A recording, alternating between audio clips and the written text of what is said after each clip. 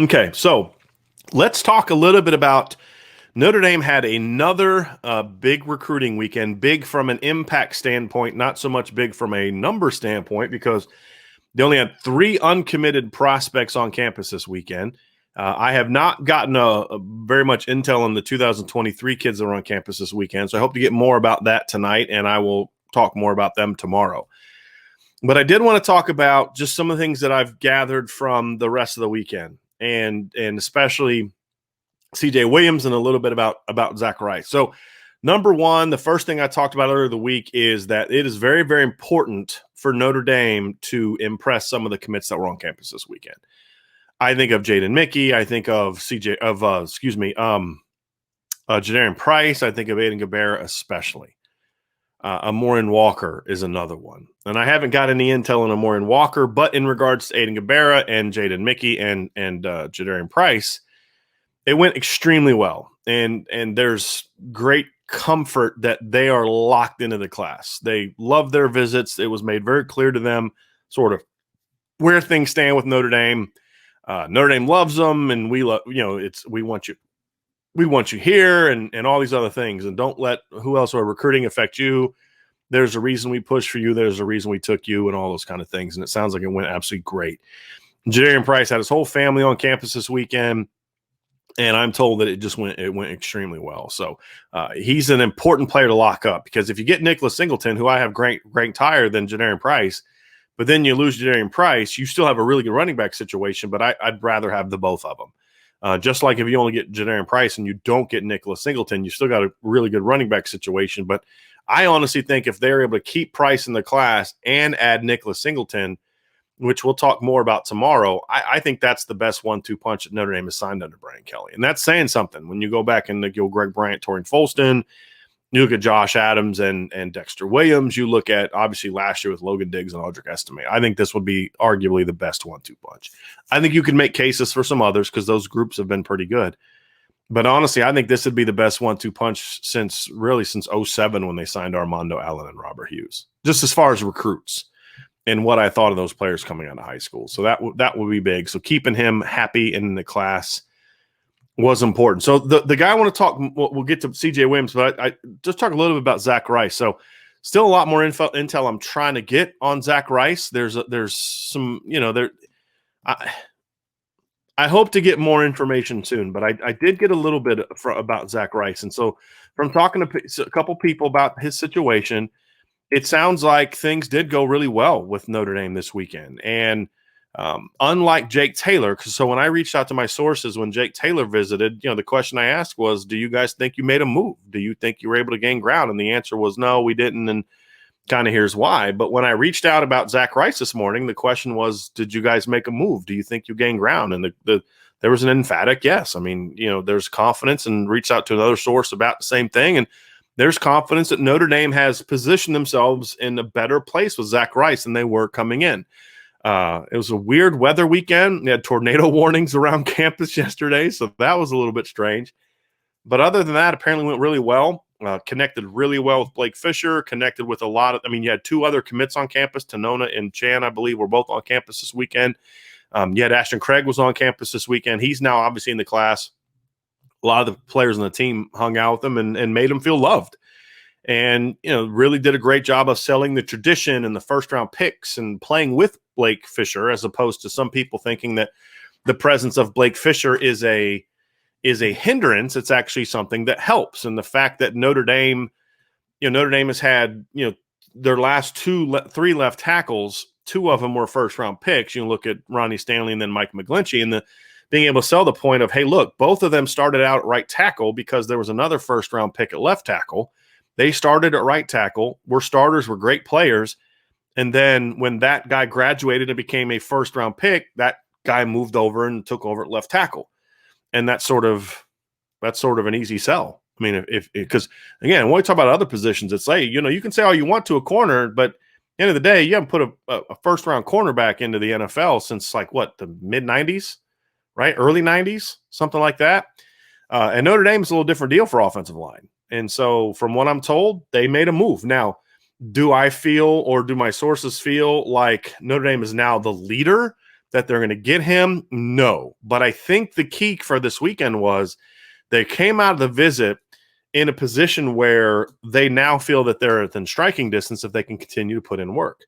And that's going to be the key for Notre Dame next is, continue to put in the work, continue to get in a situation where you can feel like, with Zach Rice that you can continue to move up his list. Hopefully he doesn't make a decision this summer. I don't believe he's going to make a decision this summer. I have not gotten that indication from anybody that I've talked to.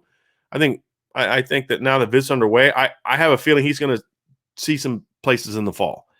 And I think what Notre Dame did this week is they at least put themselves in a position where they may be able to convince him to come back. And then if he is going to make a decision this summer, perhaps they can be one of the schools that will be able to convince him to not do so. So that's where I think things stand with Zach Rice right now. Now, the big news I got today was about CJ Williams. And so I reached out to a couple sources on this one, and Notre Dame feels like they did a phenomenal job with CJ Williams. Now, CJ has been very clear in the past that he's kind of felt like I think it was I can't remember, but somebody sent me an article from 247 from one of their national people where CJ was talking about how he felt like, he felt at Stanford he could be there, he felt at Texas he could be there. So he's one of those kids that's going to have glowing things to say in a public fashion about every visit he's been on. He's a very respectful kid, very classy kid, great personality. And so I feel like the things you hear are going to sound a lot like things he said after he was at Texas and Stanford. That's not meant to poo-poo anything. That's just saying like that's just the kind of kid he is. Really, really good kid. Now, from what I've been able to gather with Notre Dame, I'm just going to checking my text messages right now just so I kind of get the tone of it again correctly here. But Notre Dame feels like they absolutely knocked it out of the park with him, and to the point where there's a lot of optimism that they feel like they're going to get him. I mean, there's a lot of optimism there that Notre Dame felt they were in great position coming into the visit, and it was just about solidifying that. And they certainly come out of it in great shape. Now, here's the interesting part of what I've been able to gather. Number one is CJ absolutely, from what I'm told, fell in love with Notre Dame and just everything about it, the fit, how his character fits in, how the things he's looking for. He's not like your. When we think of top-ranked receivers, there's a certain attitude that they have, and I don't have a problem with it. I kind of like it. But CJ's just a different kid, really like happy-go-lucky and really personable and really, really intelligent and very academically oriented. And one of those guys that understands. And what I mean about receivers, it's like, okay, yeah, that's all great, but how many touches am I going to get? And I think those things matter to CJ, but it doesn't sound like, from what I'm told, that that's necessarily what's driving his recruitment. He understands that there's a much bigger picture involved here, and that's why he likes Stanford, and that's why he loves Notre Dame. I think he fit in great at Notre Dame. He feels. I mean, I'm told it's like it's just yes, this is a great place for me. And so I think he fit extremely well there. I think they sold him really well on his role in the offense. Obviously, looking at him as kind of like a Chase Claypool type, a Miles Boykin type, that big physical outside kid. He's not as tall as they are, but he brings a lot of the same attributes. But also the fact that you can move him around. He's not just a W. You can do some different things with him. And I think he liked that. And they've worked really hard to kind of they were his leader at the beginning, then they kind of faded off, and then Tommy Rees got back involved, and then Dell started stepping up, and they've really done a good job, the two of them, getting Notre Dame back in a good position here. And I feel like they're going to be hard to beat now. Now, here's the interesting part, okay, for me. CJ has said before that he was probably going to take visits into the fall. And it sounded very much like Tobias Merriweather, where if he picked this summer, I feel good about Notre Dame. But if he waits and carries it into the fall, then I'm going to become less optimistic because Ohio State wants to get him on campus in the fall. Bama wants to get him on campus in the fall. Obviously, USC is not going to give up on him. Texas is not going to. I mean, because Texas knows they're going to throw the ball around the place, and they know that it's going to be clear that they're going to need receiver help this season. So I think that's going to be a selling point. So they want this thing to drag out because they all know that if he picks now, it's not going to be them. It's going to be Notre Dame. And so they're fighting to carry this one into the fall. The key for Notre Dame now is, can you get him to make a decision soon? that's going to be the decision that CJ is going to have to make. He hasn't made it yet from what I'm told. And I'm not even saying he hasn't committed to Notre Dame. I hope that's clear. He's not committed to Notre Dame from what I'm told, but just that Notre Dame is in a great, great position. And now it's about, did you do enough this weekend with CJ to where he says, okay, I know where I want to be. And that's going to be the key, because as we've seen with other places, kids may say, hey, look, I think this is where I want to be, but I want to take some visits and I want to be sure and all those other kind of things. From what I'm told with CJ is, this is the thing, the key for Notre Dame is they have to put themselves in position to where there's no more doubt anymore. And this is what happens with kids who plan on carrying their recruitment out for a period of time. And is that, you've got to be so far ahead that there's just no doubt. Like there's got to be like a clear, like, okay, yeah, those other schools, Texas is great, and USC is great, and Alabama is great, and Stanford's great, but Notre Dame is just different. And that's where I want to be. That's going to be the key. If they can convince him of that, and again, not convince him from during this week, it's about more of when he gets home with his dad, with his family, his mom, and everybody that's involved in this process, sit down and say, hey, look, there's no need to continue this because I know where I want to go. If they can get him to that point, then I think that they're going to have a great, great, great shot to get him. And I think right now, if that decision is made right now, the decision would be, in my opinion, would be Notre Dame. Now, will that ultimately be his decision? I think we'll find out. And I think if he were to do this, I think we'd probably find out relatively sooner rather than later, because of the fact of, like we talked about, I think that if he knows, he's going to know. And the thing I'll say about CJ and his family, from what little I know of them and little I know about them, they don't strike me as the kind of people that necessarily want to carry the recruiting process on just because.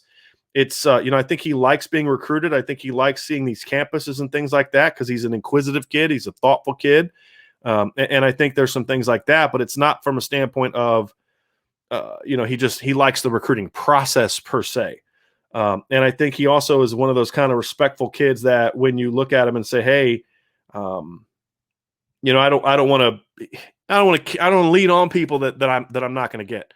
And I apologize for leaving this up here for so long during this whole time. I apologize. But that's kind of where things stand with CJ Williams, as far as I know, is they're in a great position. Would I make a prediction today that Notre Dame is going to get him? I'm not quite there yet. Because I think it's going to be all determined by what happens when he gets home. I think that's the key. But I do believe that for the first time in a while, I feel like Notre Dame is now in a position where I could see them being able to get CJ to say, hey, look, let's do this. Let's do this. And so that's a great place to be.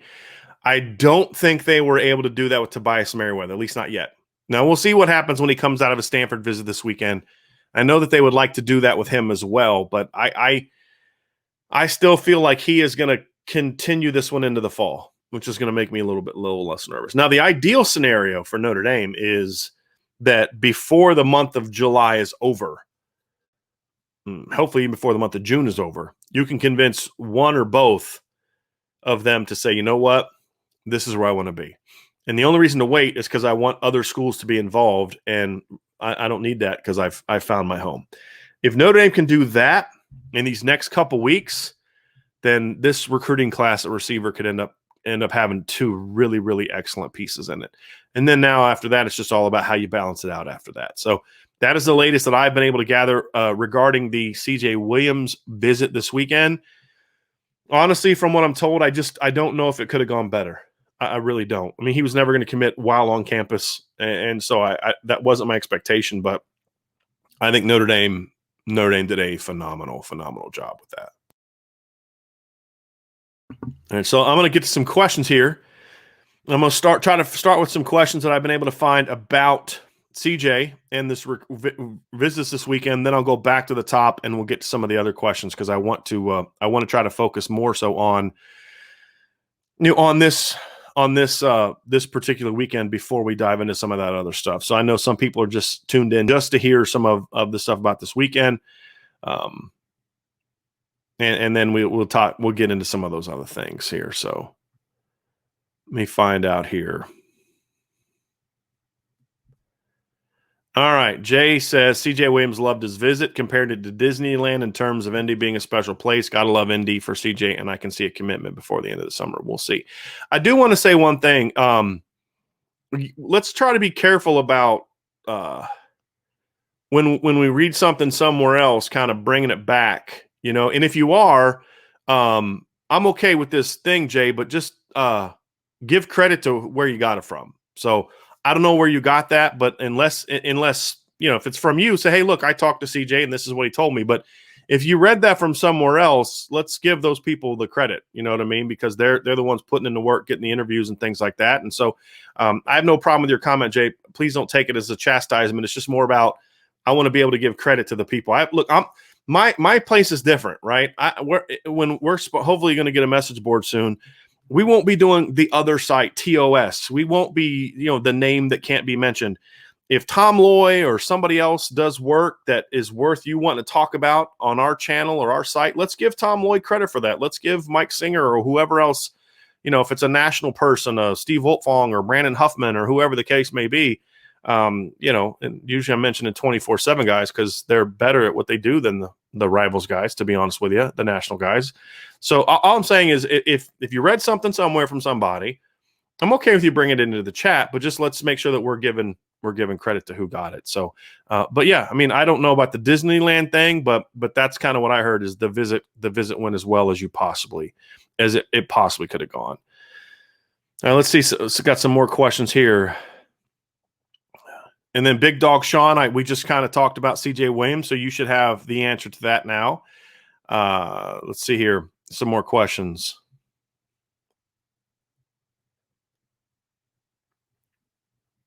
All righty. I'm going to try to find some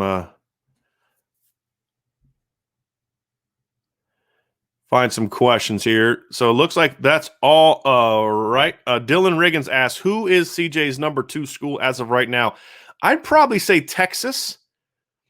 I think Texas is probably there. I would say this, if Stanford was better, if the program was better, if they had a quarterback that was really worth anything, I think they'd be able to put up a tougher fight. CJ is from what I'm told, I don't know this firsthand, like I've had this conversation with him, but from what I'm told, CJ is very academically inclined. And I think if Stanford was as good as they were 7 or 8 years ago, that would have been a tougher battle for Notre Dame. I still think Notre Dame would have had a shot to win it, but it would have been a much tougher battle.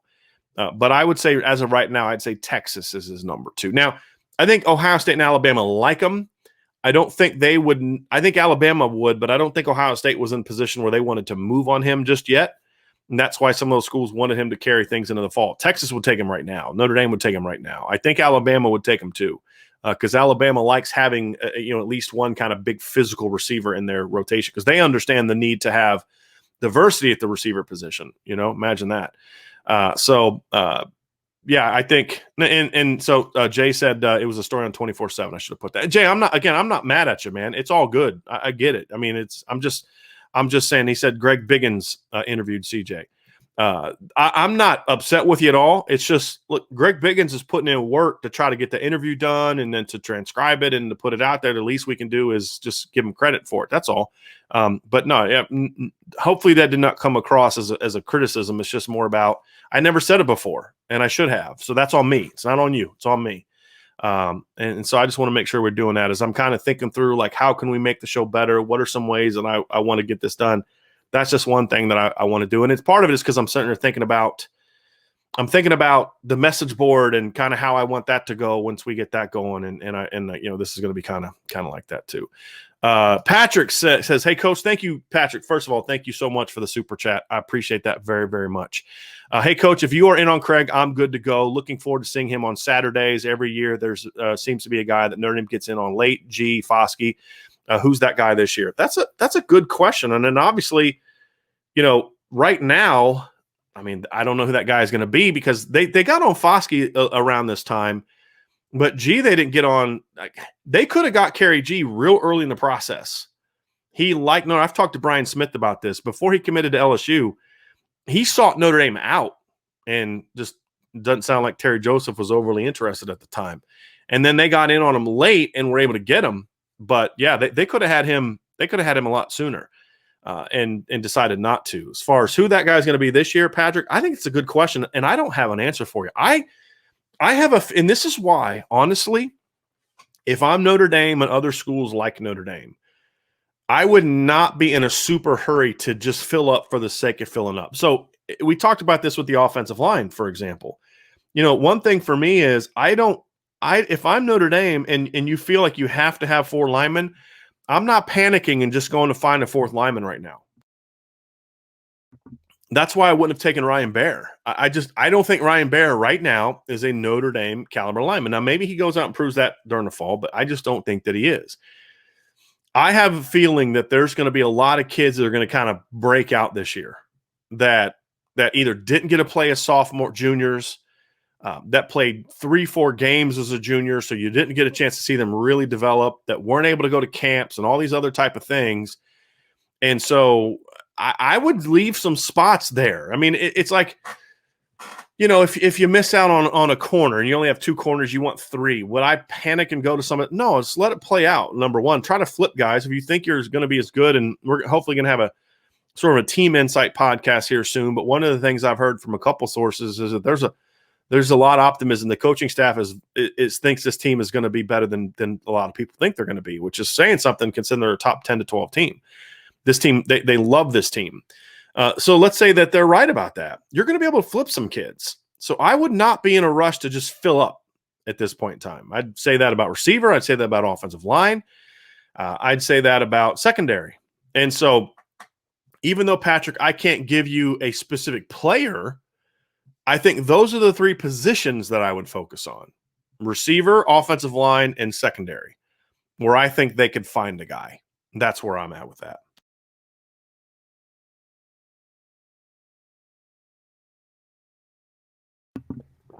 Brandon asks, how important are jersey numbers to recruits? They ever tell schools their commitment comes with a number? And what if a current player recruit has that number already? So, yeah, that to some kids, that's important. I mean, I think jersey number is important. I think you like it. I mean, it was to me. I wanted a single-digit number.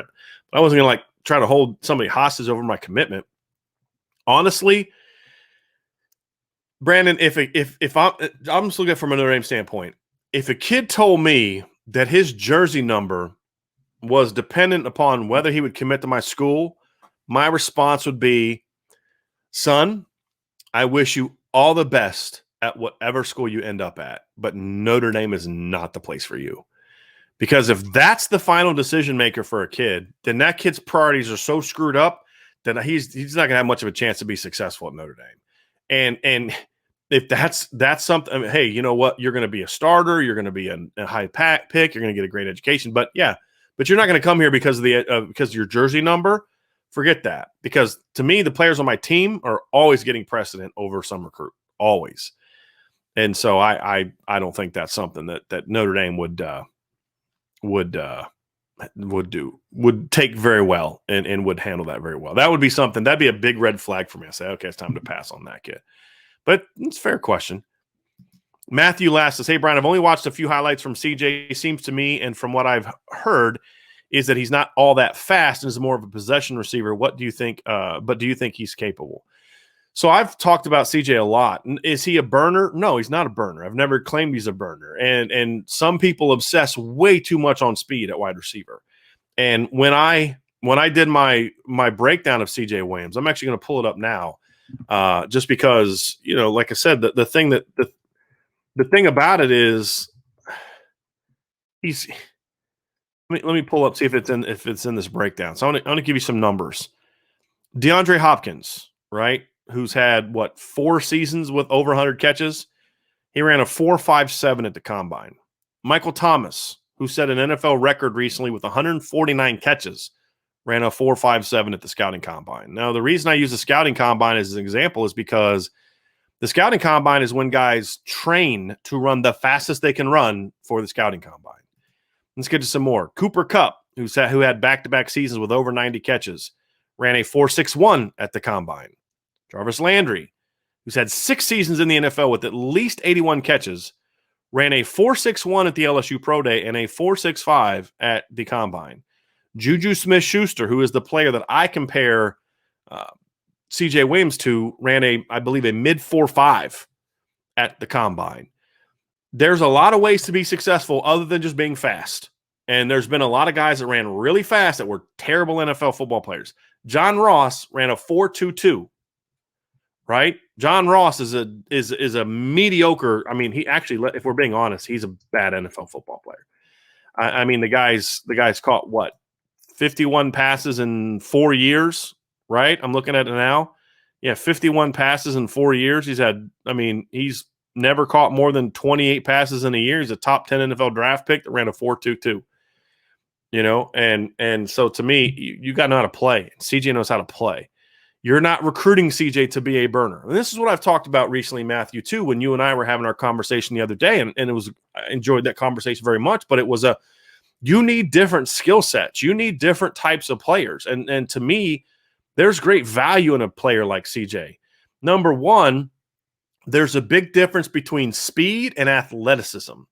Speed is obviously a part of athleticism. You can be very athletic and not fast. You can be fast and not an elite athlete. CJ is an outstanding athlete. He's not necessarily a burner. He's not a burner, but that's not what you're recruiting him to do, right? So the only time that really truly matters is if you're recruiting him to be a big play guy. When I have talked about CJ in the past, the thing I've called him is that he's a volume player. He's a volume pass catcher, right? Meaning, you're going to get him and say, hey, look, Braden Lindsey can get to 120 yards on like 4 catches, right? 3 catches even. CJ Williams isn't getting to that against any good team. He's going to get to 120 yards on like 8, 9, 10 catches. He's not a guy you're using to take the top off of a defense. And if you are doing that with him consistently, then you're not a very good football coach and you're not using your talent correctly, unless he has like a Will Fuller type of jump and speed when he gets to college. But you give me him in the boundary where he's going one-on-one against corners, where he's using his size. And when I mean size, I don't just mean height. He's 6'2", he's got long arms, but I mean size. He's a muscular, strong kid, and he knows how to use that.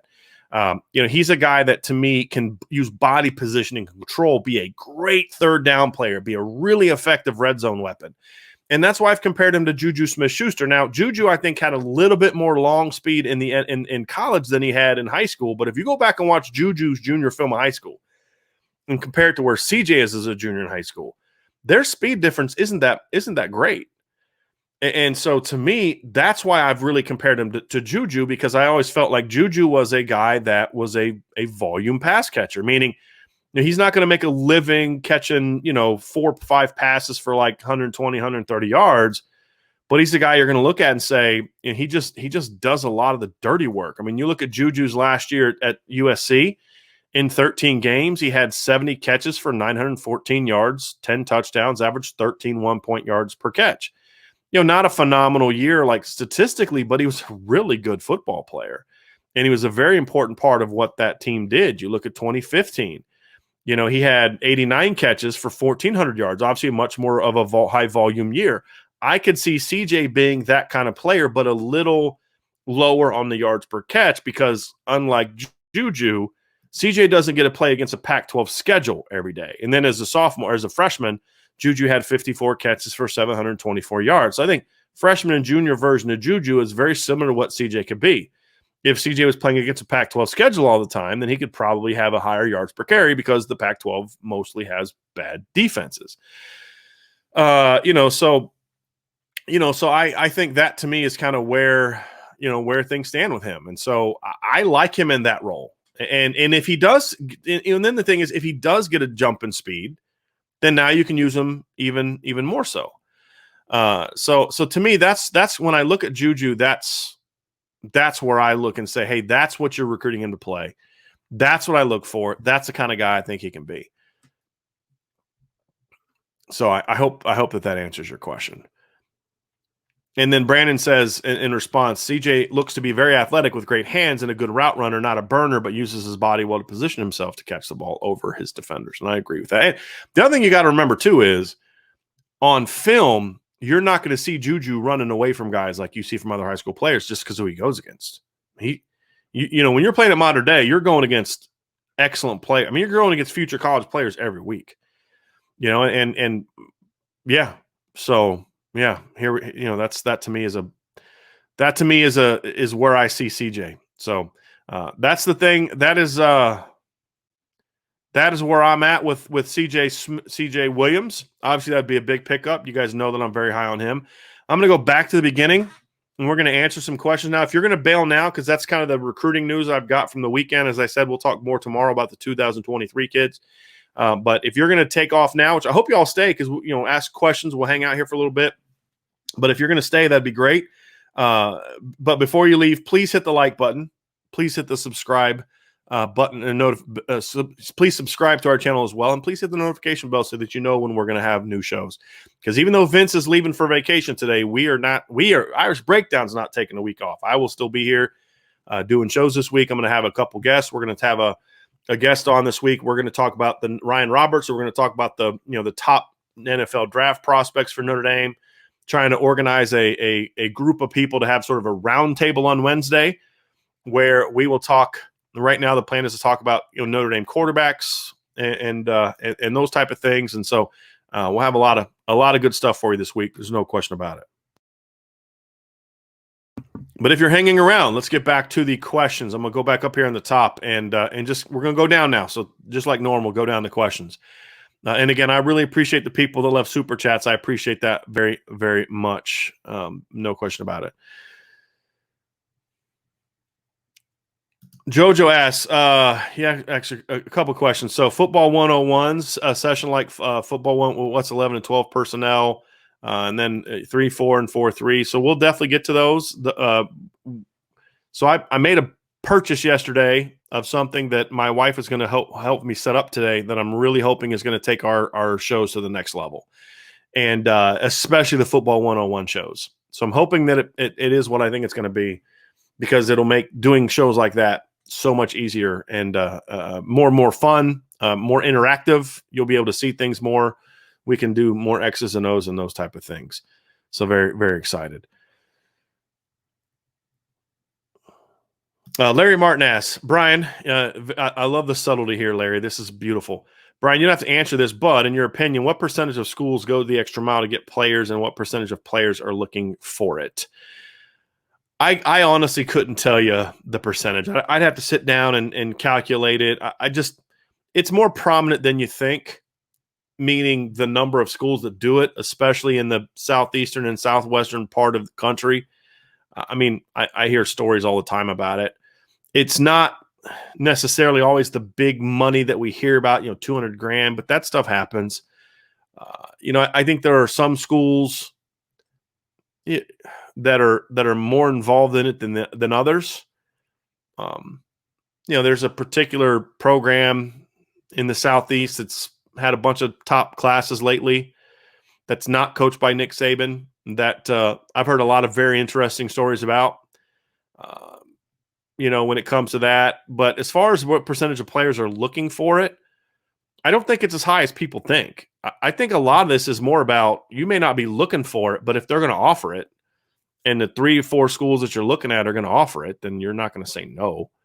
A lot of these kids do come from backgrounds like I'd like to think that I would have said no to that coming out of high school, but I mean, if I was a 5-star recruit and somebody's offering me 6 figures, with my family situation, and I could help them out, I'm more sympathetic to why some of these kids do that. I think the kids that are looking for it, where it's just more about ego and they want to flash the big dollar bills and all that kind of stuff. I mean, that's not the kind of guy I'd want anyway. But I do think some of these kids legitimately, it's something that they view as a way to help their family and use their skill to help their family. So, I mean, it's all types of different reasons why. But also many kids who have come to Notre Dame, I know for a fact we're offered money from other programs and said no, because that's just not what they were about. So I think it swings both ways, but I don't think the number of kids that are looking for money is as high as maybe people think. But I'm not going to sit there and lie to you and say that it's not at least it goes on a lot more than I wish it would. But I also know of situations where kids have turned down money from one school to go play at another school because they felt like that's the place they really ultimately wanted to be. And the schools that do cheat, if we're being honest, they don't do it for every player. If you're smart about it, you're only going to really give money to the players that you need to give money to. Like if you know, like, hey, we have that kid's getting bought, and we really want that kid, and we have no problems doing that. So let's get involved in the mix, because a kid that's doing that isn't going to snitch on you. Where coaches are stupid is when they're just throwing it out there to kind of anybody. That's when you're an idiot, and that's how you get caught. Just the brazenness of which Tennessee was doing it, handing cash out. And this is the accusation. The accusation is that they were just handing cash out and freaking McDonald's bags on visits. That's just stupid, because you're giving money to kids who aren't even necessarily asking for it. That's how you can get caught. And that's just, to me, that's those coaches are idiots. Let's got a couple super chats here. Appreciate it. John A1, very, very much. Appreciate this, John.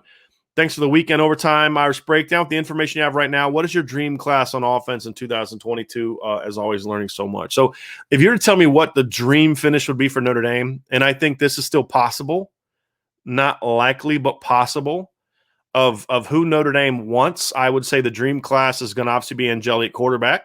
You're going to have Jadarian Price, Nick Singleton at running back. You'd have C.J. Williams, Tobias Merriweather, Amorian Walker, and Nicholas Anderson at receiver.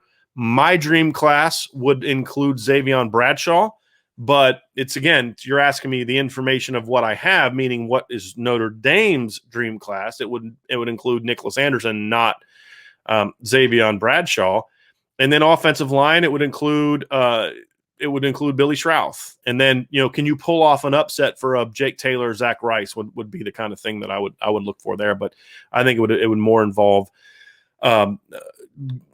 being able to get Billy Price back into the class. So that would be, John, that would be my dream finish. And honestly, with the exception of Billy Schrouth and then the upset at offensive line, I think running back receiver, it's very doable to get that class, like very doable. Like I would say Notre Dame leads for every single one of those kids that I mentioned.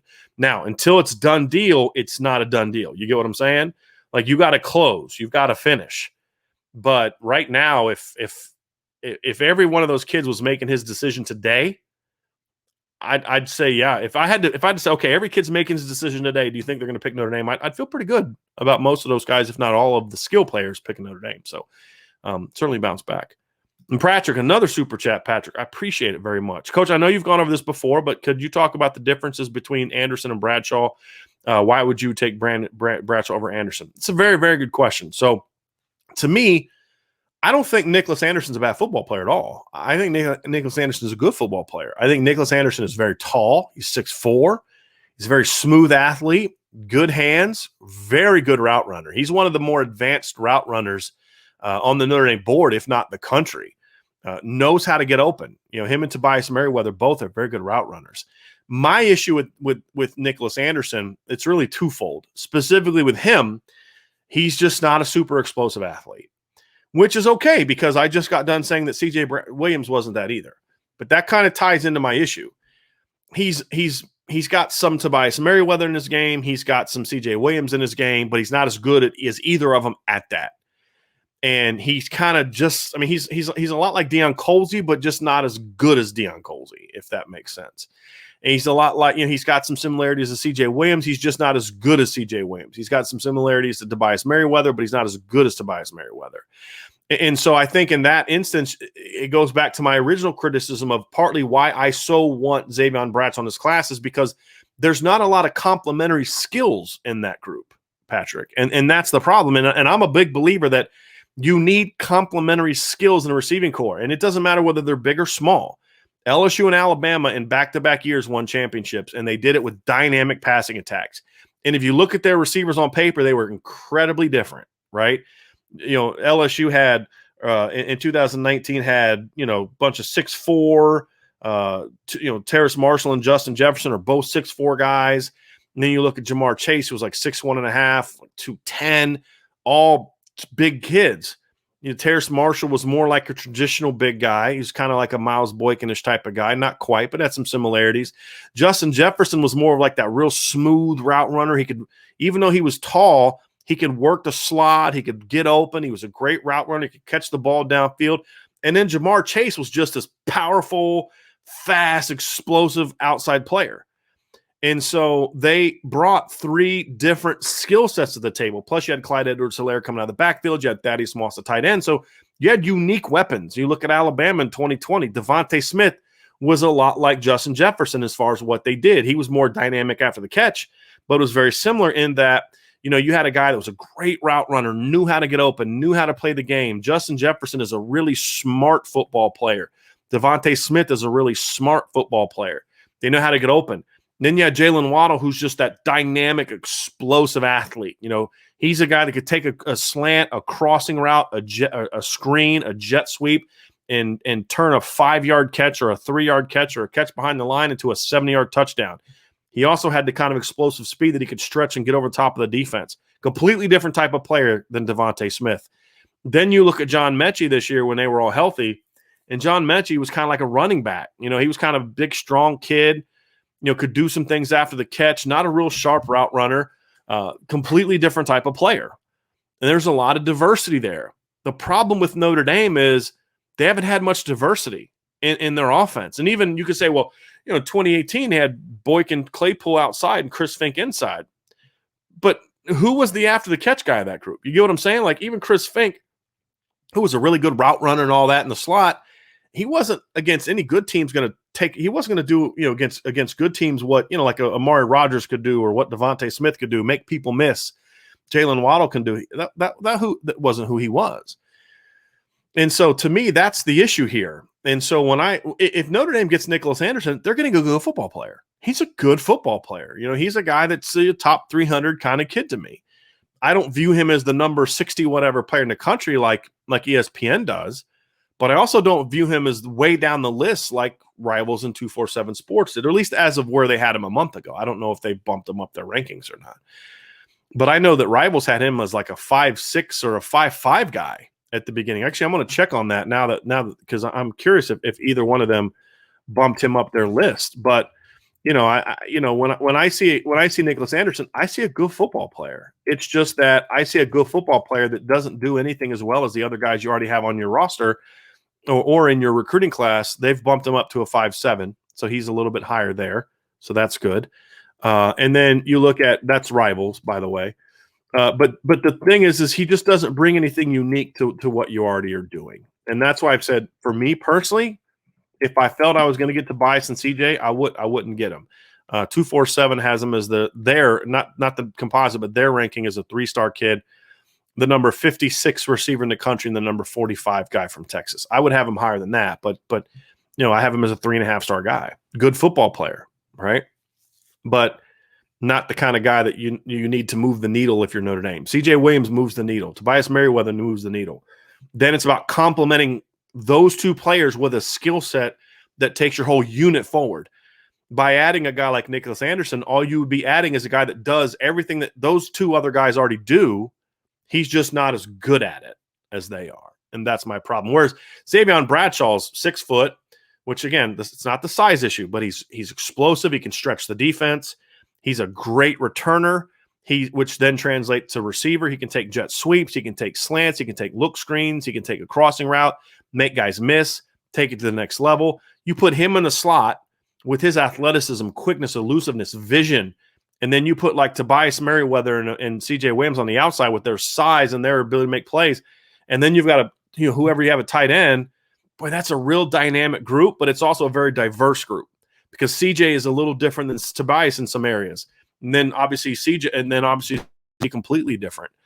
And so when I talk about, this is why I've been critical of their recruiting, Patrick. It's because of that, because there's just a lack of complementary skills that they need, in my opinion, in that class. And that would be my issue. But if you just look at it, if all you're looking, and this isn't you, Patrick, this is a response to some of the criticism I've heard about those that criticize the receiver recruiting, is they just, look at the rankings. Rankings don't build a football team.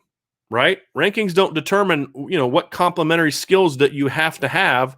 It's like this. If you had 5 true centers, if you sign, no, better yet, here's the deal. If you went out and signed the number 1 and 2 centers in the country and the number 1, 2, and 3 guards in the country, and they're all top 100 to 120 players. On a recruiting ranking, it's going to, hey, look how many top 120 players you landed. But are you going to have an offensive line that can go out and beat Bama? You have a bunch of 5 guards and centers. Who's blocking Alabama's edge rushers? Who's blocking Ohio State's edge rushers? Who's blocking Clemson's edge rushers? You see what I'm saying? That's problematic. If you sign the number 1, 2, 3, 4, and 5 running backs in the country, that's going to look great in a recruiting class. But you don't have you're not playing all 5 of those guys together. You see what I'm saying? And so to me, that's why it's so important to have that really unique and diverse skill set. And that's where I'm at. Dylan Riggins, thanks for number 1. Thanks for what you do. The world of the show as always. Thank you. Hit the like button. 2, I want to hear Domer's question put on the queue. I will get to that. I'm kind of going in order right now. So I will definitely get to that question. But thank you for your super chat. All right, here we go. Going back up here, trying to work through these questions.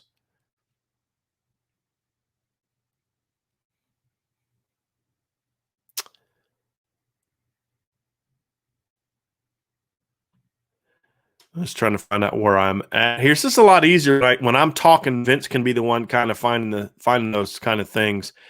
Yeah, definitely makes it a little bit easier. You have to find me like a producer for the week.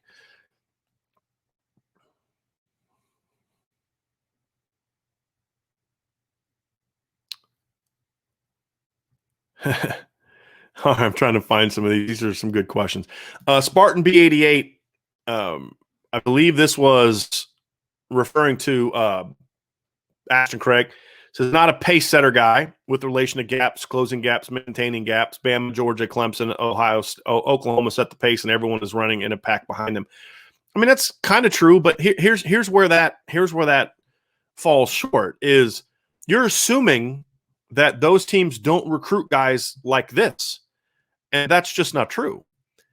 I think when Ohio State last won the national title, if I remember correctly, 3 of their starting offensive linemen were 3-star recruits, including Elf, who I believe went on to become a pretty high draft pick.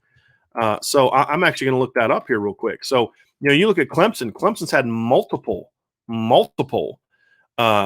guys like that on their starting offensive line. Pat Elflein, who was, again, a high draft pick and a college player and was a starter on Ohio State's 2014 team coming out of high school, was the number 998 player in the country on the 247 composite list. That was a national championship team, right? Ashton Craig's number 578. So according to 247 Sports, Ashton Craig's 400 spots better than Pat Elflein was. And I could go down that list and do this for a while and point out those guys. Now, again, am I saying that every kid can be like that? No. But I've also said this quite a bit, and I think I've been pretty consistent with this. I don't care as much about a recruiting ranking as I care about a guy's ceiling and I care about what a guy's potential is. And especially when it comes to the offensive line, the reason that they miss so much, in my opinion, is because they tend to put too much emphasis on what a guy is right now and not what a guy can be. And that's especially true when it comes to the offensive line, and I think so many guys get overhyped coming out of high school because they're huge. I look at the kid from Alabama this past year, Deontay Brown. He's another one. He was a very highly ranked guy. I never got that. He was just 350 pounds. He just pushed kids around. We've seen a lot of those big 320-plus guys coming out of high school that were 5-star players, top 100 players that don't pan out.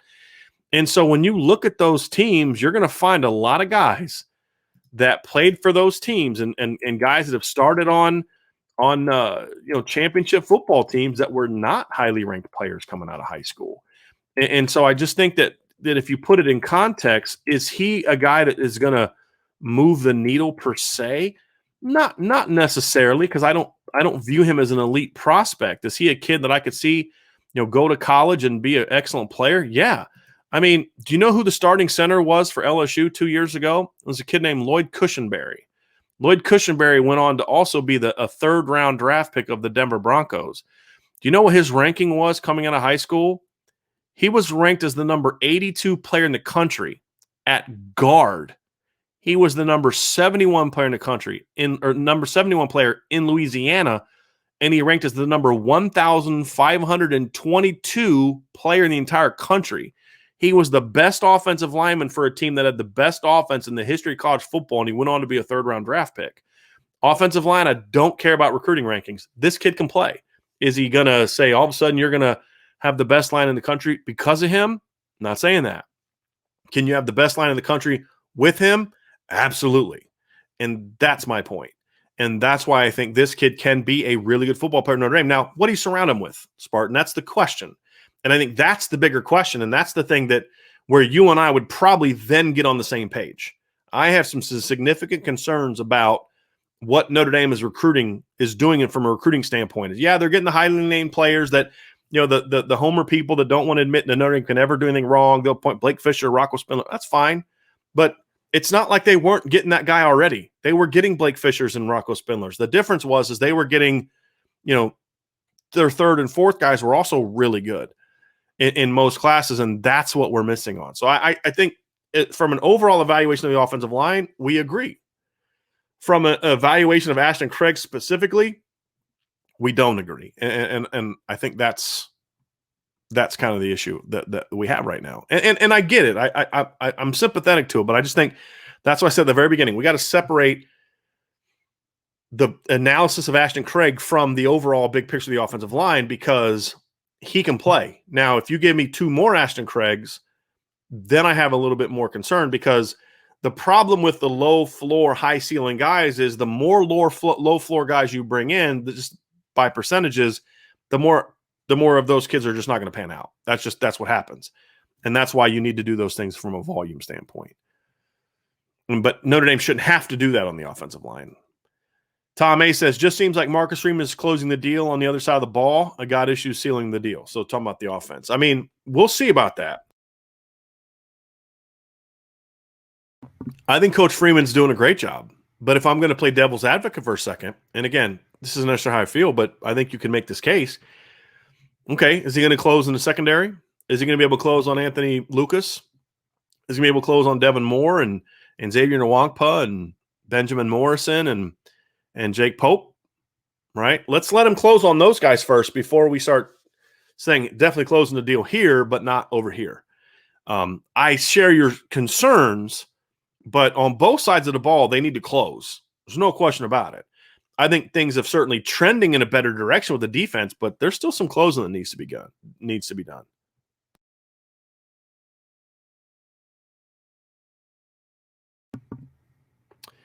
KMA Preston, do you think Notre Dame gets a commitment or two on the 4th of July?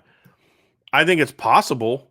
I don't know if I would say it's definitely going to happen. I certainly think it's possible. As far as I know, I don't believe anyone has come out and said that they're definitely committing on the 4th of July. I could see something like that happening. But as far as I know, nobody has done that yet, as far as I know. I honestly, I couldn't tell you if they will. Do I think that Notre Dame between now and the 4th of July will get a couple commitments? I think so. Yeah, I think so. Jaden Bellamy, while we were doing the show, Jaden Bellamy announced that he'll be committing on July 2nd, which is a couple days before. And I feel really good about where Notre Dame is with Jaden Bellamy. So he's one. I feel like Notre Dame is I believe Jalen Sneed could make a decision between now and the 4th of July. I feel good about where Notre Dame is there. And a lot of this is these kids are all coming out of their final visit weekends. And so we're going to see about guys like Devin Moore and Benjamin Morrison, who's at Washington this weekend, which is a school I'm very concerned about for him. Jake Pope just made his last visit. Now it's kind of like kids get to take a step back, process, and then start making a decision. So there may be some kids who haven't made a decision yet that are going to decide at that point in time too. And that's what you got to hope that Notre Dame is going to be able to do. Patrick with another super chat, man. I appreciate it very, very much. Not traveling today, so I'm going all in, baby. I love it. Coach Dante Moore is currently visiting campus. What do you think? I don't have a lot to think about it other than what I've said all along. I think that Notre Dame is going to be in this one. I think Notre Dame has a shot at him. I don't think he's the lock to Michigan that some people think he is. When I interviewed him back in, was it April? He had very glowing things to say about Tommy Rees. Very glowing things to say about Tommy Rees. So, yeah, I mean, I think Notre Dame is in it. And the fact that he is getting on campus in June is important. It's very important because if he'd have gone this summer without visiting campus, that would have been a really bad sign. And there's been a lot of 2023 quarterbacks on campus this summer. Some working out, some just on visits. Tommy Rees is putting in a lot of work at that position, no question about it. Let's see here. DJ Wilson, my man. In case no one has said it, let it play out. Love it. Love it. John A1, with the way Notre Dame offensive line recruiting is trending, can Notre Dame maintain a top 10 offensive line? When you say Notre Dame needs an elite offensive line to win a title, what range is that for you?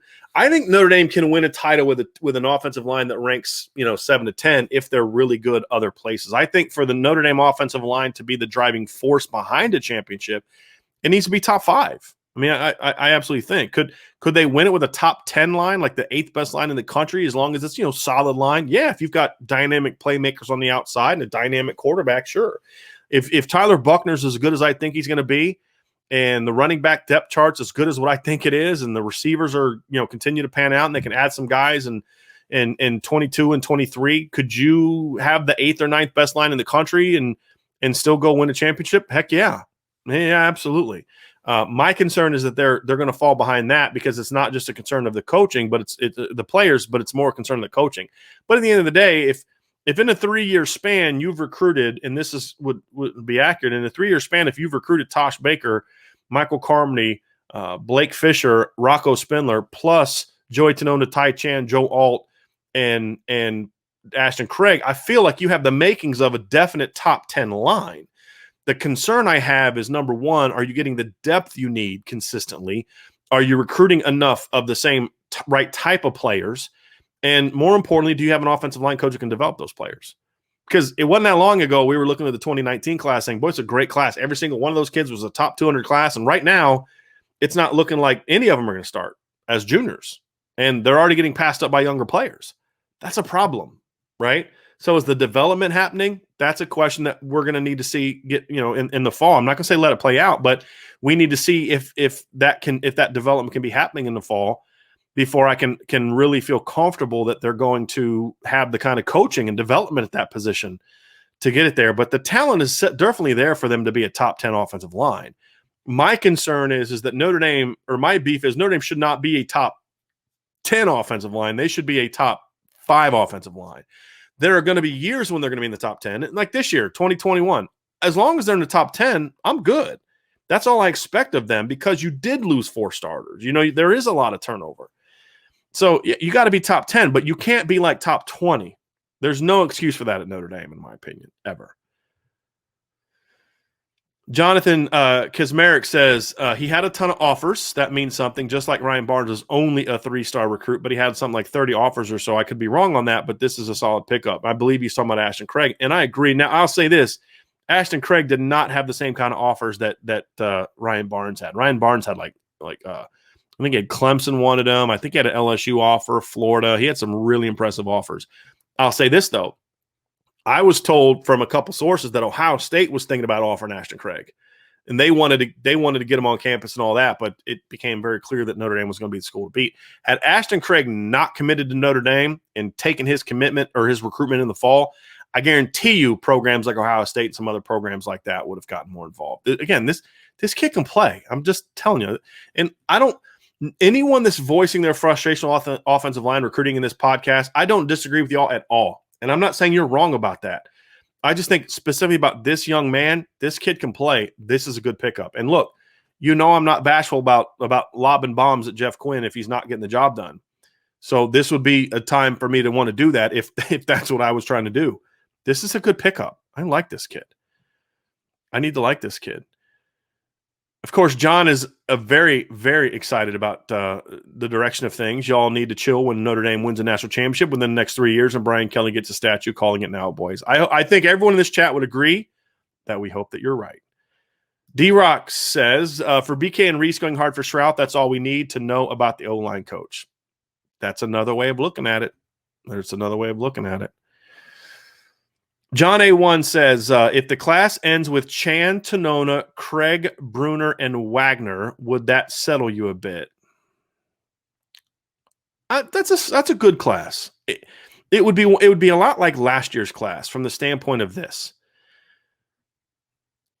It's not a great class as a whole, but it's a good class. So if you and it's not what the class should have been, but it's a good class. Last year's class was a little better because you had top end talent. You had better top end talent. There's no Blake Fisher in this class. I don't even think of that group. There's a Rocco Spindler in this class.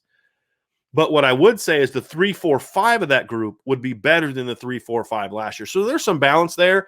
And honestly, that's needed. This class needs a little bit more depth of guys that can really play to overcome the fact that, you had some question marks in last year's class. And then in 2020, you only signed 2 guys. And then the 2019 class is already down to only 3 guys, and none of them have panned out yet.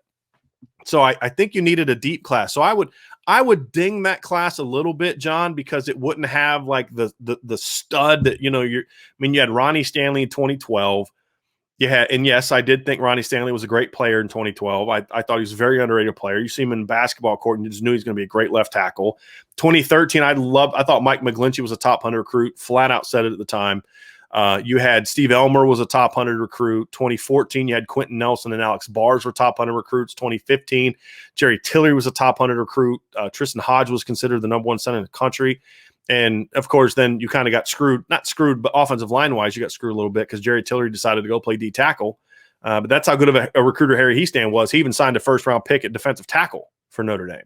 2016, you had Eichenberg and Kramer. 2017, you had Banks. Or you had Hainsey, you had Banks, you had Lugg. So I think the high-end talent was consistently better under Heastan. That was the issue with this compared to this class, which is really good depth-wise, but wouldn't have that big-time player. But I think that if you were to tell me, Brian, you can have 2 studs, so you can have Billy Schrouth and Jake Taylor, but 3, 4, and 5 is going to be really underwhelming, or you can have 5 really solid players like the one that you just said there, John, I'd probably lean towards that one because I feel like Notre Dame already has some high ceiling guys. I'm concerned about the depth behind those 3 guys. And so this class, I think, would help do that. Now, ideally, you can replace maybe Bruner with Schrouth, and I'd feel even better about that. Because the other thing, too, John, that would look really good in the recruiting rankings, really good. That would be one of Notre Dame's best offensive line classes from a recruiting ranking standpoint, because I believe like Rivals has both Wagner and Bruner in the top 100. But I don't care about that. I don't think either one of those guys are top 100 recruits. Billy Schrouth, to me, is. So if you replace Schrouth for Bruner, which, again, I'm not predicting is going to happen, just on your hypothetical, I'd be even higher on that. So, again, there's still a chance the offensive line class could bounce back. I just think there's not a lot of optimism that that's going to happen. Dylan Riggins, where do you see him excelling as of right now? More of a run blocker or pass blocker? I mean, he does both pretty well at the high school level. I think coming into college, his best attribute is going to be early on, going to be run blocking, because that's a quickness, toughness, and all that. I think that he's going to need a lot of work with pass blocking. And so he's able to overcome things in high school because he's pretty long and he's pretty athletic and he has strong hands, but he's going to have some issues early on in the pass game. But they're all coachable. They're all just, overstriding, not taking the right angles out of your stance. But those things aren't going to happen nearly as much, too, as a center, because he's not going to be working with the kind of width and getting the kind of depth in his drops that he got as a high school kid. Brandon with a comment. Hopefully Blake broke it down to Zach about this being Lugg's last season, and next year the 2 of them could own their own tackle spots. Yeah, that definitely happened. Robert Butcher makes a really good comment. I believe the so-called star assignment during this pandemic period is almost meaningless due to the paucity of current film and the failure of many states to play a full-time schedule. And some of these places put so much value on camps, and a lot of these kids weren't able to go to camps. And some of the states where kids could do camps was a little less. Let's see here. Free J Free says Blake and Rice could be nice. You right. Yes, that could be a really big physical I mean, talk about Zach Rice would be the smallest of your tackles by a decent amount. That's a pretty big. Those are some big boys on the edge there. There's no question about that. All right. Jojo Pineda. That's Coach D. Thanks. I think it may. Thanks, Coach D. You're on a roll today. Enjoy the water. And I appreciate you doing these videos on a beautiful and hot Sunday in New York, hearing the show. At my job at the New York hospital. It's sun's starting to come out a little bit in South Bend, but we had pretty rough weekend. So I'm glad to hear you guys are getting a little bit better weather there. All right, let's get down here to some more questions. I think we're getting close to that Domer's 3 questions here real quick.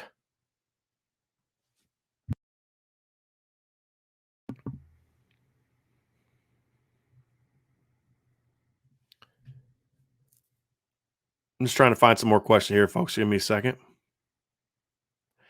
Andy Arena says, Brian, let's be honest. For a program that considers itself O-line U, Craig shouldn't have been a take. I don't agree with that. First of all, Andy, I'm always honest, okay? And if I can't tell you something, I'm going to tell you I can't tell you that. I don't spin, and I am honest. And there is not a bigger critic of Jeff Quinn as a recruiter or as a coach than me. So if I'm telling you this kid can play and this kid is a take for me no matter what, then the fact is I'm good with that. My only issue is where is he placed in the class? If he's your 2 or your 3, that's a problem. But the fact is Notre Dame has taken kids like this in the past. There's no question that they've taken kids like this in the past. Other schools have had championship football teams and really good offensive lines with kids that, and to me, don't come close to being what he was coming out of high school. So I don't believe that that being a great offensive line or having great offensive line classes or whatever the case may be requires that you always have to have super high recruiting rankings. I don't think that's the case. And I think when you look at, for example, Notre Dame's class or Notre Dame's 2019-20 offensive line, Jarrett Patterson wasn't a super highly ranked kid coming out of high school. Jarrett Patterson, according to 247 Sports, ranked as the number 369 player in the country. And part of that was because Rivals or 247 had him ranked, pretty high. They had him ranked in the top 250, but like ESPN didn't think very much of Jarrett Patterson. They didn't think very much of Jarrett Patterson at all. Rivals didn't think very much of Jarrett Patterson coming out of high school, and he turned out to be a pretty darn good football player. So I don't get into that stuff. I really don't. I think, can the kid play? Does he have athleticism? Does he bring versatility to the table? Those are the things that you need to ask yourself. And to me, this kid can play. And I'm just telling you right now, if this kid was in a situation where he was from a bigger town or he had more exposure, I think he'd be ranked higher. I just do. I think this kid can play. But do I want to take 3 of these kids a year? No. But I'm okay taking a kid like this. I really am. And then Notre Dame 2164. And Andy, I mean, I understand where you're coming from, Andy. I'm not banging on you. I understand where you're coming from. I don't agree about this kid. That doesn't mean that I don't overall. Like, to me, O-line U should never take a kid like Pat Coogan. I've said that, right? Caleb Johnson, to me, was a bit of a reach for me. I understood why you did it, but because you missed on so many other kids. But this kid, to me, is not in that category. This isn't a Pat Coogan type of situation. I don't mean to disrespect Pat Coogan, but he just, to me, is not a Notre Dame kind of player. He's more of a Northwestern kind of kid or a Indiana kind of kid, and not the Rashawn Slater type of Northwestern kind of kid. And then Jojo Pineda says, Coach, do you see C.J. Williams compatible to the USC receiver Juju Smith? Yeah, and I've mentioned this several times in the past. I mean, that to me is a comparison that I like. I think DeAndre Hopkins is another comparison as a college player. I'm not saying C.J. Williams is going to go catch 100 balls a year in the NFL. I'm just saying as a college player, to me, I think that's a fair comparison to what C.J. Williams could be from a skill set standpoint, how they play the game, how they're used, things like that. I mean, if you look at DeAndre Hopkins' his first 2 years at Clemson, he averaged 12.3 yards a catch, and then it was 13.6 yards a catch. And then he broke out a bit as a junior, again, in a not great league. But his first 2 years, he was a possession guy. And even at Clemson, as in last year, he was still a bit of a possession guy. He just was able to do a little bit more after the catch, and he got a little bit more burst. I could see CJ kind of having that similar type of projection.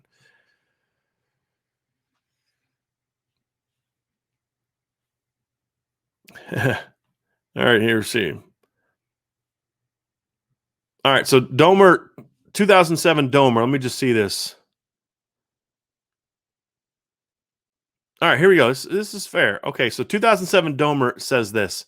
It's 3 parts. I'm going to put them all up now. Brian, number one, Brian, you said in previous chats that you believe Reese can be a great QB coach. I liked him as an OC last year, and it sounds like his recruiting is solid, but think QB development since 2017 hasn't been great. Wimbush and Jakovic were both top 100 recruits who didn't pan out, at least at Notre Dame. Book did, but we need more to contend for championship. And then what do you see that makes you optimistic about Reese's ability to develop quarterbacks going forward? Sorry for the long question. Do not be sorry. Those are great questions. Number one, I don't know if I ever said that I think he could be a great quarterbacks coach. I think he has a chance to be a great coordinator. If I said great quarterbacks coach, then I oversold it and maybe conflated that with play calling. I think he is a good quarterbacks coach. I think the problem is and this is the issue that I had when they hired him as the offensive coordinator. The problem is he's very inexperienced. And if you look at the kind of quarterbacks that he struggled with, it's guys that are completely different from him personality-wise and style of play-wise. I don't necessarily fault him for what happened with Brandon Wimbush. I think that was as much of on Chip Long as it was Tommy Reese, because I think that Chip, and I blame part of it on Brandon too, I think Brandon tried to be something that he wasn't, but they tried to turn him into something that he wasn't. If they would have called the Ball State and Vanderbilt games like they called the Michigan game, I think that Notre Dame would have been a little different, but they kept trying to turn him into a pocket passer because Coach Long wanted to throw the ball more. And I think that was the issue. And we saw the kind of offense they ran when they put Tommy Reese into the offense. They went away from the stuff that was so successful when the offense was just – I mean, we've never seen a better stretch of offense at Notre Dame than what we saw from really the second half of the Boston College game all the way to Wake Forest. I mean, that they were averaging over 40 points a game. I mean, like well over 4. I think it was like 42 just from that game. You take the Georgia game out. But even with the Georgia game, when they scored 19 points, they were averaging 40 points going into the Miami game, which was the second weekend of November. And then they just fell off a cliff. But I think he's a good quarterback coach. I don't think he's a great quarterback coach. But I think a lot of my optimism, if he is going to become a great quarterbacks coach, and so I'll take that, I'll take your premise and say that I said that, and I'll take that premise and go with it. And I think part of it is, number one, he's a young coach. And if you look at where he is as a 28, 29-year-old compared to where a lot of other quarterback coaches were 28, 29 years old, he's pretty advanced. I think that they got a lot more out of Ian Book than Ian Book was capable of in some ways. I think a lot of Ian Book's issues were Ian Book related in regards to he wasn't great at reading defenses, and he didn't have the confidence in himself to push the ball in the middle of the field or to take those chances. But I don't think that's a Tommy Reese problem, because Tommy Reese was the exact opposite kind of quarterback. I mean, Tommy Reese was very much a take chances, and sometimes you're like, you shouldn't have made that throw because you don't have the arm to make it, but he still tried to make it because he was a gutsy, gritty, confident quarterback, and if Ian Book played with the confidence that Tommy Reese played with, he'd have been a much better college quarterback than he was. And I don't think he was that good of a college quarterback, to be honest. I think he was a very mediocre quarterback that played on some really, really good teams and had some really good players to throw to. So, I think Coach Reese did a good job this season of not putting Ian Book in too many positions that he knew he couldn't execute. So, they didn't call as much of the stuff that Coach Long called in 2018 or especially 2019 that Tommy struggled with, because Tommy Reese, I think, accepted the fact that he can't do that. And so I think that's something that'll positive. But I think he did a horrible job with Phil Jakovic. Phil Jakovic did not transfer from Notre Dame because of Chip Long. He didn't. He transferred away from Notre Dame because of the lack of faith that he had and he felt they had, Tommy Reese and Brian Kelly had in him. And that was a big thing. And just not feeling like he was being developed by Coach Reese. But that's also partly because Phil is not a drop, like everybody talks about, Ian Book was an off-platform player. Not really. When Ian Book moved around, he just ran. He didn't there weren't a ton of plays. I mean, he had a couple here and there. There weren't a ton of plays of Ian Book scrambling around and making a throw against anybody worth a darn. I mean, there just wasn't. He wasn't like Deshaun Watson kind of, off-platform guy. He just ran. And Steve Berline talked about this last summer when we interviewed him. He said, when the pressure comes, Ian's eyes just go down, and when he starts to move around, and more often than not, he's just going to run. Phil Dracovich's the kind of guy that we saw at BC last year that he'll scramble around, bounce off 3 or 4 tackles, and then turn and flip his hips and throw it 40 yards on a rope and hit a guy. Ian Book will never do that. He made a couple throws against Notre Dame last year that you're like, there just aren't many quarterbacks that can make that kind of play. I don't think Ian or Coach Reese in his limited time as a coach was necessarily prepared to coach that kind of kid up, especially when that kid was his backup, because you're still trying to deal with your starter and developing your starter and those kind of things. I also think that a lot of that had to do with Brian Kelly, because Brian Kelly was very much on the Ian board train, and there was no getting him off of it, no matter what. And and I don't put that necessarily on Tom Reese either. So, I think that Tyler Buckner is a dual threat quarterback, but I think Tyler better fits Coach Reese's personality or Coach Reese's wheelhouse right now, because Tyler Buckner, at the end of the day, is a more natural drop back quarterback coming out of high school than Phil Dracovic was. Phil Dracovic was an elite off platform guy, an elite runner, elite playmaker. But he needed some work as a drop back, throw in rhythm, be accurate, and those kind of thing, kind of guy. And you all know he was my number one quarterback Notre Dame's ever signed under Brian Kelly. But I think that Tyler Buckner's a better fit. Even though he is a runner, he's a better fit for what Coach Reese wants to do.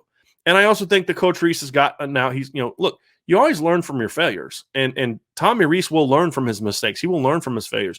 We heard him talking about this in the spring about things that maybe that his first year as a coordinator, they would practice all these plays, but then they'd only run a smaller percentage of them in games. And it's meaning like, hey, maybe we don't need to practice all those plays and practice all those things when we're not running that much in the games anyway. How about our practices might be better used to focus on, the things that we know we're going to run. And that way our players have a higher proficiency with those things. And maybe we can alter some of the formations and alignments and personnel groups we run some of those things out of. So I think, to me, Domer, and again, this is a great question. That's why I have confidence that he's going to develop quarterbacks better. Regarding Brandon Wimbush, too, I think Brandon Wimbush was a broken quarterback mechanically before Tommy Reese ever showed up.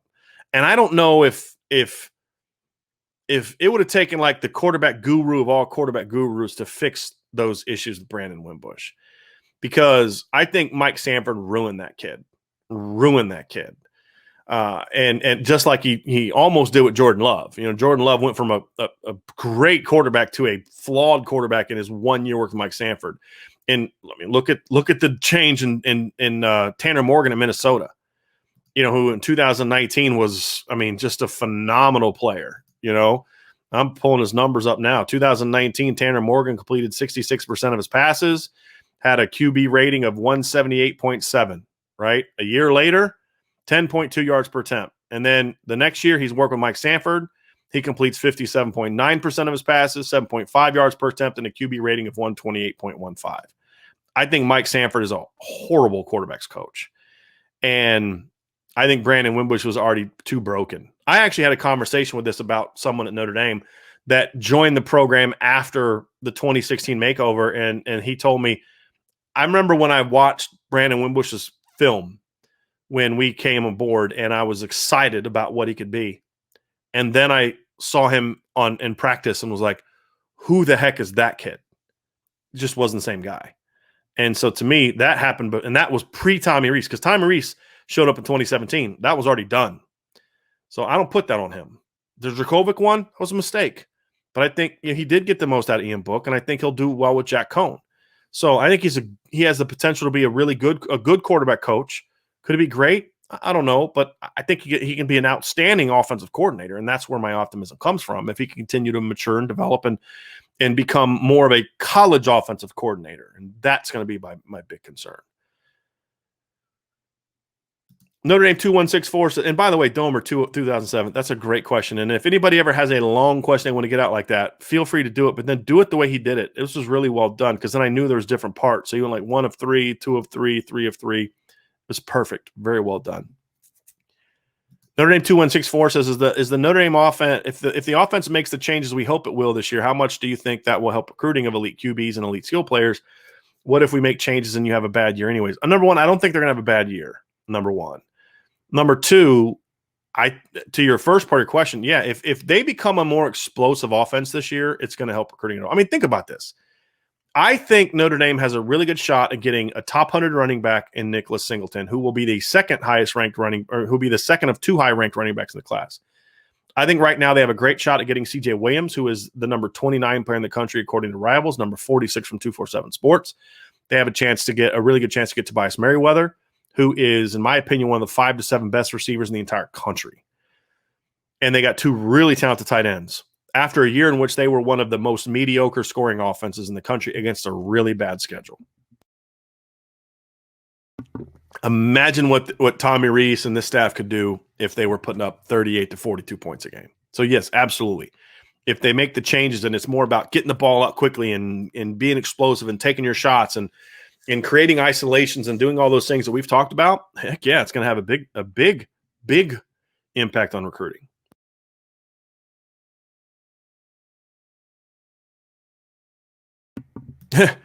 Matthew Lass, appreciate the extra work on a Sunday, helping me pass the time at the firehouse today. So I'm assuming you're a firefighter. So I very, very, very much appreciate you for what you do, Matthew. Absolutely. My wife was actually, when we first met, was a firefighter. So a great deal of appreciation and respect for what y'all do. Ladarius Martin, our Alabama friend. Hey, did y'all get a commitment today? They got one last night, Ladarius, and they're in a good position for a couple other guys. So that's where they are at. Caleb Collins says, do you think they get more Bradshaw-type receivers next year? Could that be a reason they pass on Bradshaw? So, Caleb, we actually talked about this on Friday's mailbag. And I don't know if that's the case, but one of the sort of the counter arguments to my criticism of Notre Dame staff was that if you look at the 2023 class, there are some guys that bring a different skill set. Even though Carnell Tate's taller, he brings a different skill set than the C.J. Williams, for example. They're recruiting Jalen Brown, who's an explosive playmaker in the Xavier Bradshaw type of way. They're recruiting Nathaniel Joseph, who is that kind of guy. So there's a case to be made that the problem here isn't that Notre Dame is going to revert to their old style of play, which again is a fair concern because all of this is conjecture, right? None of us know what they're going to do in 2022 and beyond. All we can do is evaluate who they're going after. And the fact is in this class, they didn't go after any slot guys really. But then you look at 2023 and it's a little bit different. But do they land those guys or do they then focus their attention on the bigger receivers again? That remains to be seen. But the counter argument to my criticism could be that maybe this is just an evaluation of Xavier Bradshaw. And the only beef that I should actually have in that scenario is I just think they're wrong on the evaluation of Xavier Bradshaw, not that they're wrong in their entire recruiting philosophy of receiver. So I think that's certainly possible and something that we talked about on Friday. So it's a very fair point. 2164. I'm not reading that one. I'm not reading that one. Okay, Zach Garza. Hopefully, I'm not too far off subject, but do you guys think we have the wide receiver talent and/or depth to actually compete this year? Yes, I do. Especially when you put the tight end in the conversation and put the receivers in the conversation. Because here's the thing that we have to always remember is this is not just about just the receivers, right? This is about the pass catchers as a whole. You have a unicorn at running back in Kyron Williams as a pass catcher. You have arguably the best tight end in the country. And then you have the receivers. Now, are there question marks? Yeah. Are there injury concerns? Yeah. Do guys got to prove stuff? Yeah. But I really like Notre Dame's talent at wide receiver. And is it enough if the offensive line is a top 10 unit and Jack Cohn is the player that I think he could be and Tommy Rees makes the change they could be? I don't see receiver holding this program back. I don't. I don't. I mean, not just the veterans and Kevin Austin and Lawrence Keys and Braden Lindsey and Avery Davis and Joe Wilkins, who I like. But then you look at young guys like Xavier Watts, who this kid's got to play. You got to get him on the field. You look at Lorenzo Styles. You look at Deion Colsey.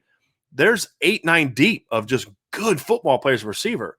You can sustain an injury or two and still be in a good position to go out there and have talent. Plus, you look at the tight ends and the running backs. So, yeah, I think that there's no excuse for this receiving core in this offense not to be good. And if the only thing that can hold them back, in my opinion, is just an incredible rash of injuries that no one can predict or prepare for, which I don't see happening, or the offensive line holds them back, or the scheme does not play to the skill set of the receivers. because you can't run what you ran last year or even in 2019 and 2018 with this group of receivers. Their skill sets are different. You've got to play to their skill set. I think Coach Reese is going to do that. I think we saw things in the spring that lead us to, it's not just about, I think he's going to do that. And it's really just crossing my fingers and wishing upon a star that he's going to make the changes. We've seen evidence, and I'm an evidence guy. I'm going to tell you when I think something's going to be the case, but then also we have to be open-minded. But I think it's going to happen, but we don't have evidence of it. In this instance, I believe we have evidence of Tommy Reese changing what they do offensively that's going to better fit this group of players. I think he's going to do that. And I think we've seen steps to doing that. And if that continues, I think this offense has a chance to be very, very good. Very, very good. And to the earlier question about that 2164 asked about, can it impact recruiting? I think Notre Dame having a big jump in production this year on offense and making those changes and getting up to 38 to 42 points a game. Now all of a sudden, Tommy Reese starts getting a reputation nationally. Then he carries a little bit more weight when he goes on the recruiting trail. So it's not just about an offense that is attractive, but it's also about now you've got a young up-and-coming coordinator who ESPN's going to profile, other places are going to profile if Notre Dame is putting up those kind of points. And so I think that's another area where it's going to be helpful to them. Anthony L. ordered my gap closures tee today. So I just wanted to make sure you weren't fibbing to me, Anthony. So I just pulled up my email and I see it. You did. You made your order today. So I appreciate that. I'm very excited about that. Appreciate you putting in that order today. That's very exciting. So appreciate that. And anybody else who wants to do that, you can, the top link there in the comment section or the description bar is a link to our online store. So we got hats, shirts, mugs, stickers. Somebody sent me, it was awesome. Yet somebody sent me a sticker of their workout bike and they put the Irish Breakdown sticker on the bike. Love it. Totally made my night last night. All right. Going to try to get these last couple questions before we wrap up. Mike Robinson, how are we looking for the Wisconsin O-line prospects? Mike, we covered this a little bit earlier. Right now, I would not predict any of them to end up at Notre Dame. I do think that Coach Kelly and Coach Reese are both fighting hard to try to get Billy Schrauth back in the fold. Will they do that right now? We don't know, but they're battling. And I think that's the best option of them. Anthony L. Brian, off topic a bit, but how did you become a Notre Dame fan? It's pretty easy. My dad grew up a Notre Dame fan in Norfolk, Virginia, because the reason he did is on Sunday they'd have the Lindsey Nelson replays, and my dad just kind of watched them. And this is, he was born in 55, so in his formative years was Ara Parseghian's tenure. And so he just kind of fell in love with them. And he was more of an NFL guy when I was coming up as a kid, but I really like college football. And so, my dad liked Notre Dame, and Notre Dame was on TV a lot. And, really my first year where I really remember a lot of games, I remember the Michigan State game in 87 with Tim Brown. I kind of remember that one a little bit. I was 9.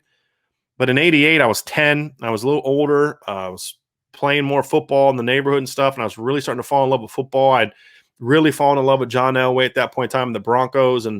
I was just kind of discovering college football a little bit more because I was, like I said, I was a little bit more of an NFL guy as a real little kid. I was a John Elway guy from like the age of like 6 or 7, my dad says.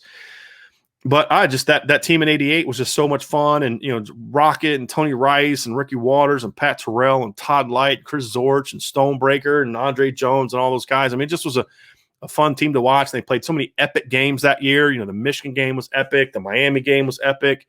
Then the Fiesta Bowl. So I just kind of fell in love with them that year. But it really all started with my dad. My dad was a Notre Dame fan. And really my dad and I have the same favorite team in everything except NFL. So my dad's a Notre Dame fan in football, so I am. Grew up a Cincinnati Reds fan because my dad's a Reds fan. Grew up a Boston Celtics fan because my dad was a Boston Celtic fan. But then NFL, he was a Washington Redskins fan, and I just fell in love with John Elway as a kid for some reason. So that was really the only big difference that we had. He's never been a college basketball guy. So he and I have a different favorite college basketball team.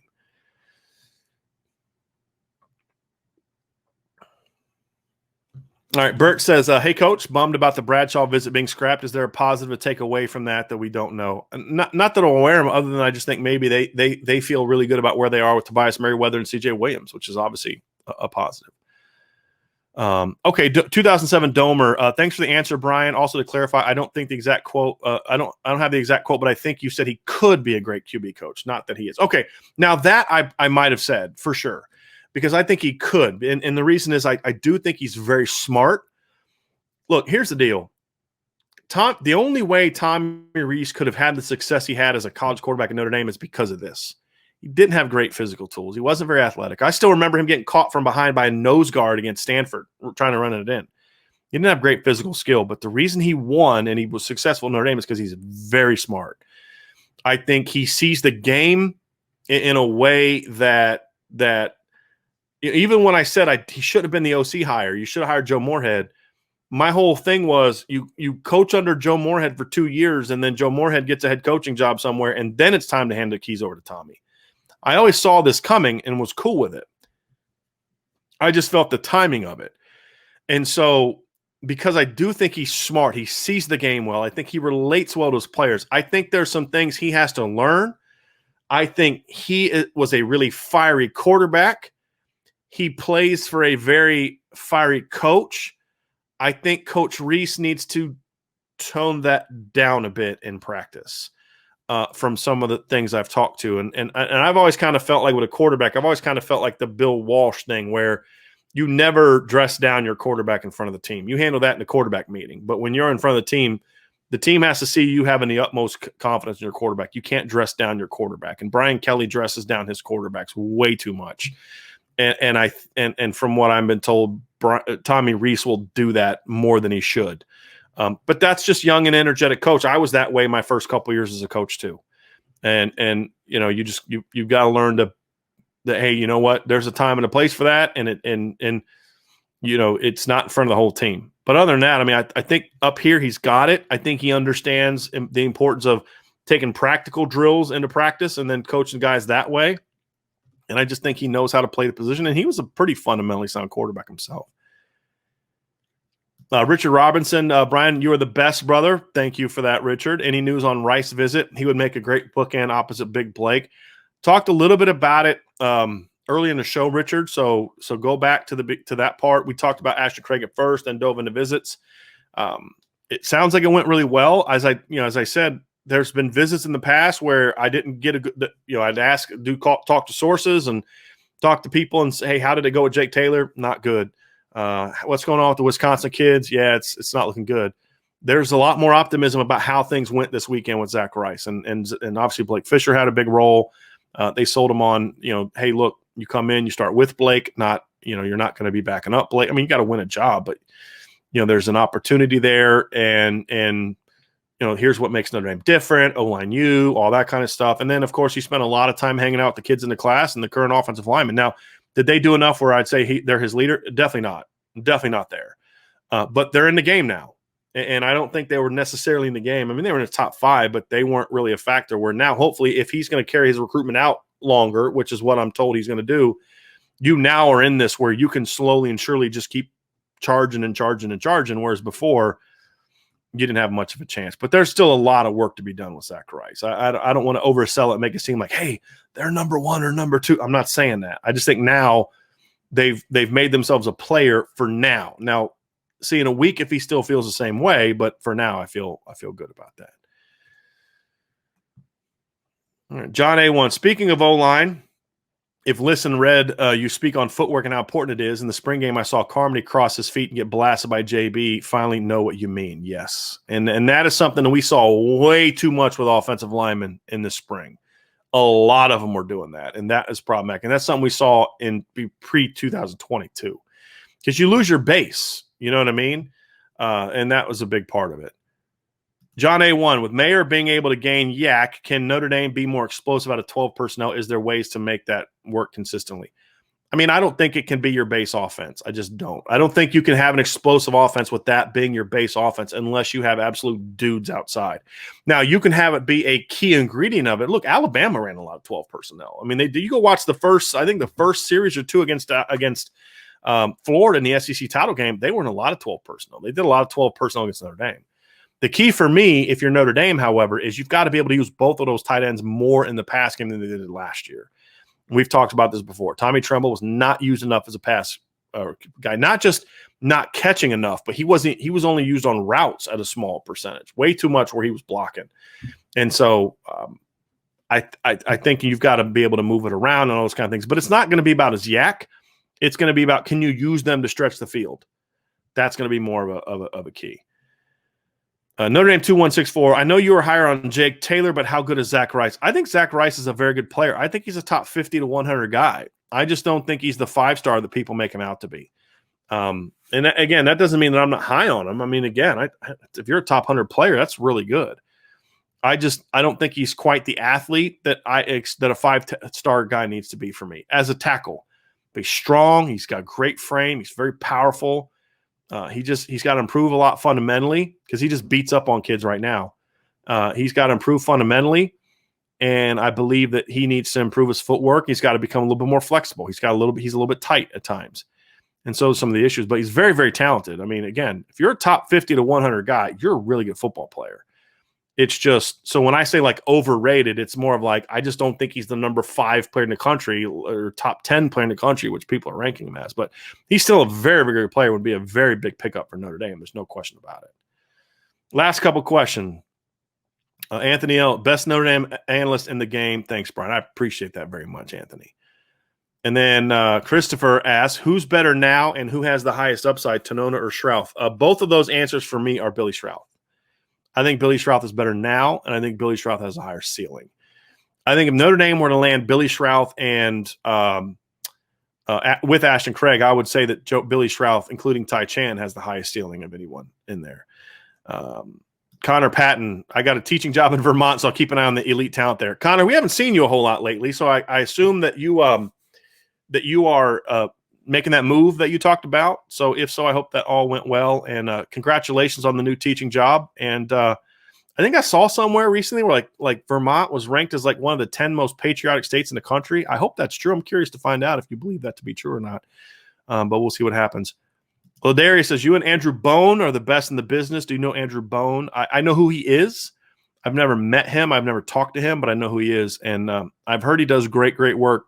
He works for the Alabama rival site.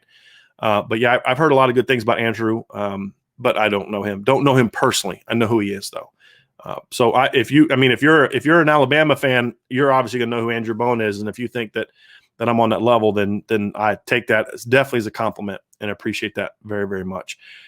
And that's gonna be it. It's gonna be it for today's show. So before you leave, please hit the like button, subscribe to our podcast, hit the notifications bell, which tells you that when we're going to have shows. I appreciate everyone being with us on a Sunday and people staying as long as they have. I mean, we're still over 150. We've been over 150 for a couple hours now, which is just mind-blowing. So I certainly appreciate it. If you are listening via podcast, I would appreciate it if you left us a 5-star review. And of course, please, please, please check out irishbreakdown.com. We're supposed to have a meeting on Tuesday. They're going to lay out a potential message board fix for us. I've seen sort of what it looks like. It does have a traditional message board feel. I'm not sure if it's going to work or how it's going to work, but I'm hoping that that's going to be going soon too, and that's just going to only add to what we do.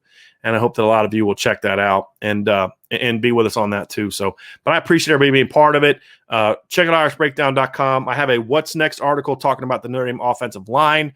Going to have tomorrow's show will be kind of just a sort of a where things stand right now with recruiting overall, and just kind of where I see things when it comes to this recruiting class. So thanks for joining me today. Everybody have a great rest of your day. Enjoy time with your family. Stay safe, and we'll be back with you again tomorrow.